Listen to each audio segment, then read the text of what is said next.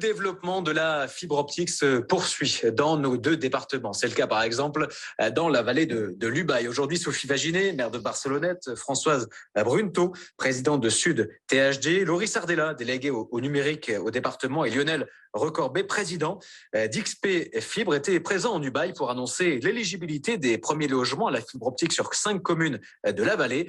On rejoint sur place Jimmy Comte. Inauguration en grande pompe de la fibre optique aujourd'hui dans la vallée de l'Ubaye à Barcelonnette.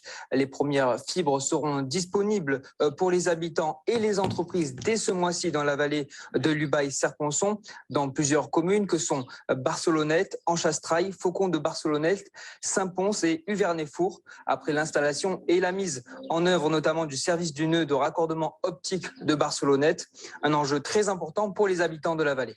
La fibre était très attendue par tous les Ubayens et aujourd'hui, c'est une très bonne nouvelle. Le réseau est enfin en place et va effectivement se déployer encore et s'améliorer pour qu'il soit totalement opérationnel. Mais on a déjà les premiers raccordements.